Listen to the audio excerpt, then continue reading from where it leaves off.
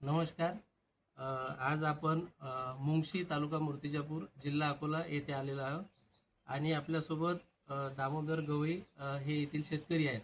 तर यांनी यांच्या मागच्या वर्षीच्या जे सोयाबीन पेरलेलं होतं त्यापैकी यांच्याकडे साधारण 2 क्विंटल सोयाबीन त्यांनी त्यांच्या स्वतःच्या शेतात पेरणीसाठी ठेवलेलं आहे. तर हे सोयाबीन आपल्याला डायरेक्ट न पेरता याची आपल्याला उगवण चाचणी करून आपल्याला पेरणी करायची आहे. त्यासाठी आपल्याला ही गोनपाट पद्धत एक आपल्याला सोयीस्कर घरगुती करण्यासारखी आहे आणि यावर आपल्याला रिझल्ट बघायचा आहे. तर आपण यावर 100 दाण्यांची ज्यावेळी आपण तपासणी करतो म्हणजे चाचणी करतो उगवण चाचणी, त्यापैकी आपल्याला 70 दाण्यांचं जर्मिनेशन झालं पाहिजे का 70 दाण्यांना चांगल्या प्रतीचे कोंब मिळाले पाहिजे. ते आपण रेग्युलरच्या प्रचलित 30 किलोने आपण ते बियाणं पेरू शकतो. ते जर 60 दाण्यांना निघाले तर आपल्याला त्यामध्ये सीड रेट म्हणजे आपण जे बियाण्याचं प्रमाण आहे ते आपल्याला वाढवावं लागते. तर ही पद्धत आता आपण थोडक्यामध्ये बघूया. आपल्याला असं एक पोतं म्हणजे गोनपाट घ्यायचं आहे. ते आपल्याला पूर्णपणे ओलं करून घ्यायचं आहे. त्यामुळे आपल्याला एका बादलीमध्ये पाणी लागेल आणि ते आपल्याला पूर्णपणे ओला करायचं आहे.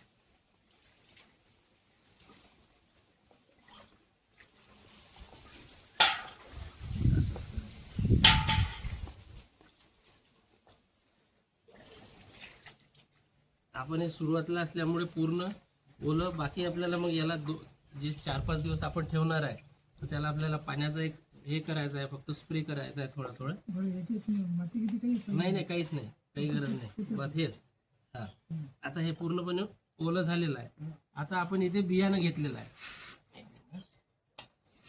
आपण त्यांच्याकडे वेगवेगळे असलेल्या 2-3 पोत्यांमधून बियाणं घेतलं आहे. बियाणं चांगल्या प्रतीचं दिसत आहे. द्या ठेवतील हे घेतलं.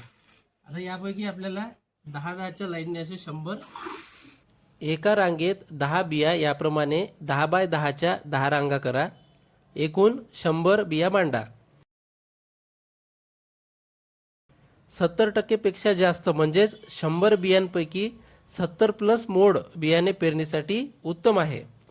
60 ते 70% जर्मिनेशन असलेले बियाणे पेरणीसाठी वापरता येईल, परंतु सीड रेट वाढवावा लागेल.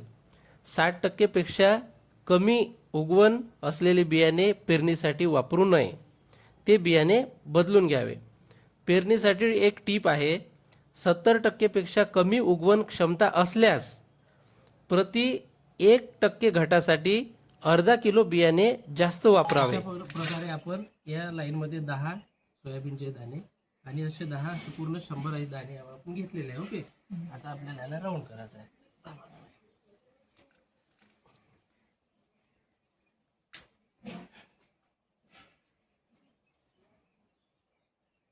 ही गुंडाळी 3 ते 4 दिवस सावलीत ओलसर ठिकाणी ठेवा. गोनपाट सुकू देऊ नका. दिवसातून 3 ते 4 वेळा हलके पाणी शिंपडा.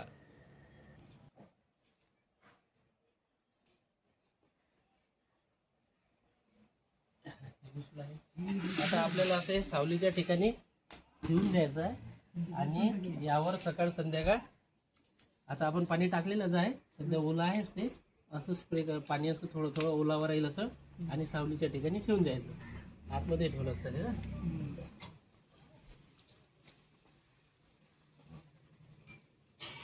आपण हे चाचणी केलेल्या बियाण्यामधील आपल्याला 70 दाणे हे उगवून एकदम व्यवस्थित आल्यानंतर आपण आपल्या रेग्युलरच्या प्रमाणानुसार सोयाबीनची पेरणी करू शकतो. धन्यवाद.